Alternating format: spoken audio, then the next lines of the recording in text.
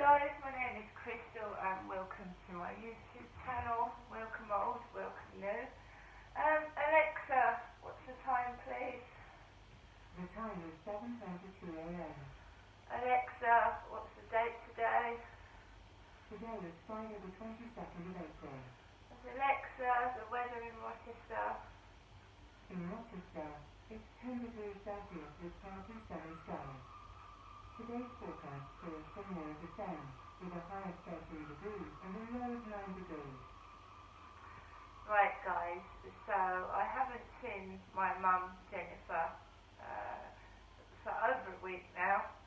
I still haven't got a working phone. I've not been able to ring anybody out, and nobody can ring me unless they use WhatsApp.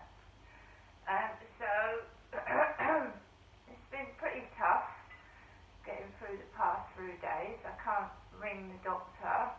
I can't really do anything until I get myself another phone. Hey ho, never mind. Last night was bearable, and I mean bearable. My neighbour upstairs takes his kids to school, Monday to Friday at the moment, and I get a bit of peace during the day. But it doesn't change the fact that when they come home, they dance along across the ceiling. It is a problem with the soundproofing, and it is a nightmare, and it can make you feel worse when you don't feel very well. Last night I wasn't feeling too good. You can't rest because all of a sudden you'll be let down and one of the kids will thump the ceiling or sound like they're scraping furniture across the floor. And you have to wait till they go to bed, which, you know, during the school day is pretty much okay, but it's at the weekend, isn't it, and when they've got holidays off. I have to fit my routine in round them, which shouldn't be the case, but I have to do that so I can have a relatively normal life where I get some sleep. You know, they are aware that something on the ceiling, what they're doing, because I was told that a member of Hyde Housing had a word with the guy upstairs, but it is still going on. Not as hell of as much as it was, but it still goes on, and it still makes you jump out of your skin when there's a large thud on the ceiling. But we're just leaving it as it is. There's no need to knock on his door or have a word with him, because, I mean, I'll just go into another room. The only thing I can do is save up to get out of here, and that's it. Because as you well know, no one does anything. They haven't done anything since I was a kid, when my dad was beating me and abusing me, and I was running up and down the flat screaming because I was an abused child. This is why this is distressing me. I'm not saying they're abused, but hearing kids running up and down the ceiling screaming reminds me of when I was a child, screaming and crying because my father was hurting me. So it's distressing, mentally, as well as physically exhausting, you know, trying to find things to cover up their horrific noise.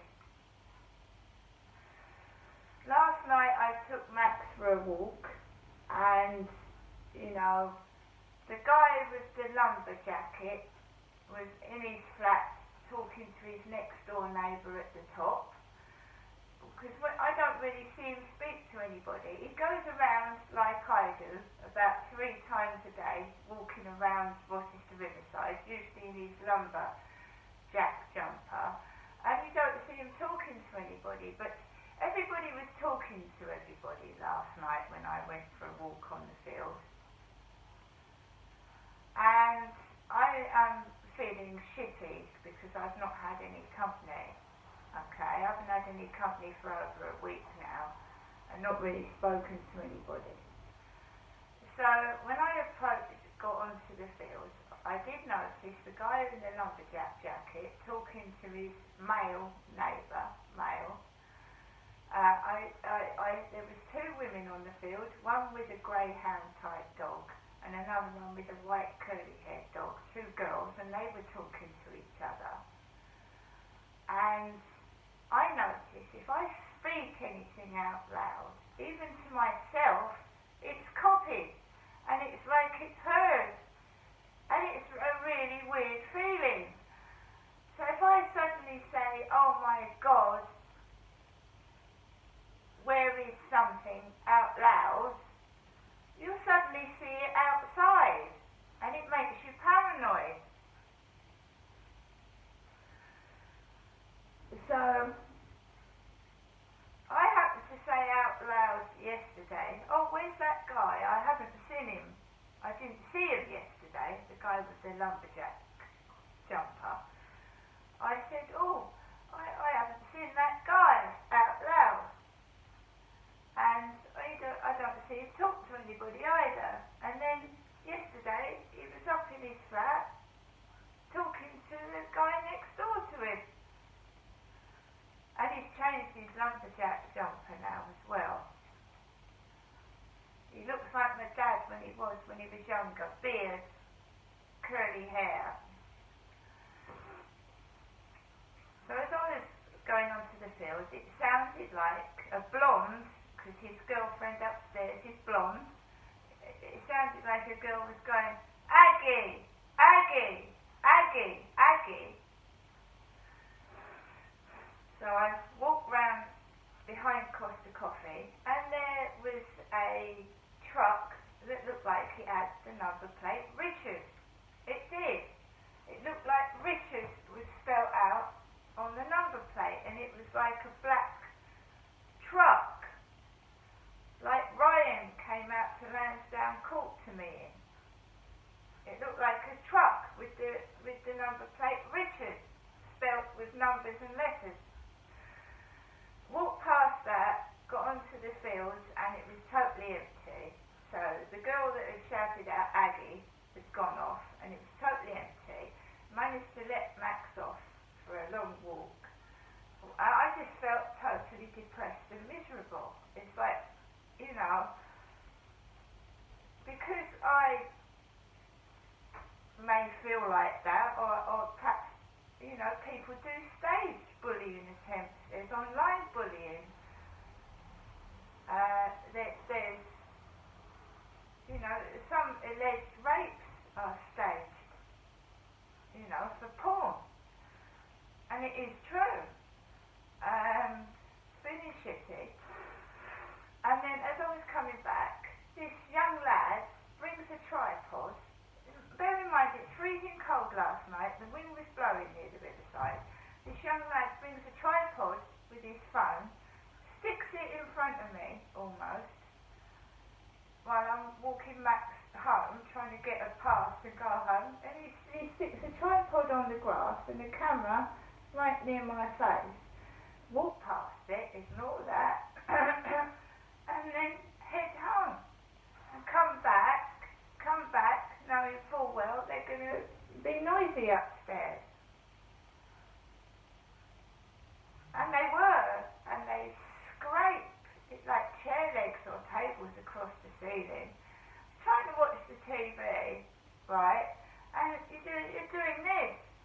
Like, shut the fuck up, But I didn't lose it last night. I lost it one night and I belted the ceiling. Shut the fuck up. But I don't do it so much now. It's when you're not feeling well and you're feeling down and shitty, they can't get people to ring me on the phone now, because my mum would normally ring me in the evening and I would get all wound up and then they would start making a load of noise, but she can't do that now. I'm not saying it's my mum's fault, it's a coincidence. Every time she rang, they got worse. So I watched the telly, I watched Gordon Ramsay's programme on BBC One. I enjoyed that. really did enjoy that actually. I watched Lightning, the quiz show, and yeah, I walk the dog. I'm trying to manage by myself without other people's interference. But you find if you don't do certain things, they will try and instigate things so you think you need some help from somebody.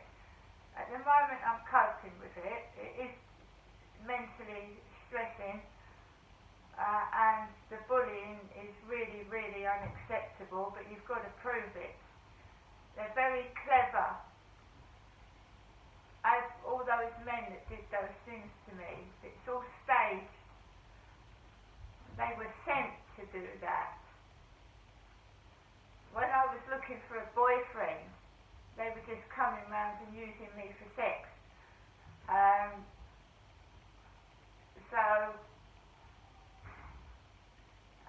you know, anything that happens to me and I go to the police never do anything. They don't do anything.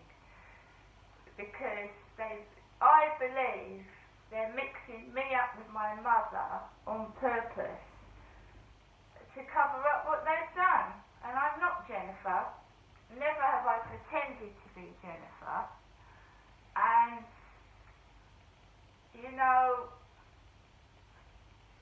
because my mother was classed as mentally ill in 1975, she was classed as having schizophrenia, which is a really bad mental health illness. That has been used to cover up sexual abuse, torture and mistreatment by the police and medical health care professionals. It's been covered up.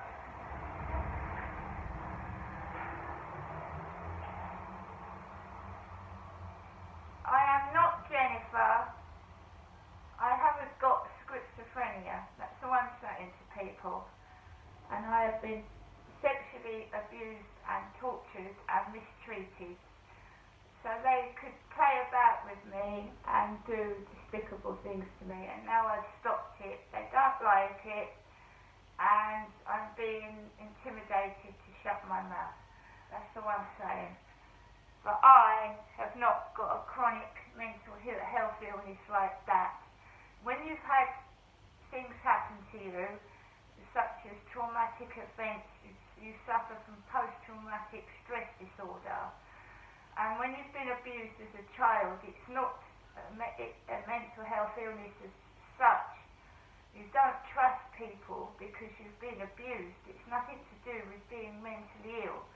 So please don't get confused with those two. Now I'm going to have my coffee.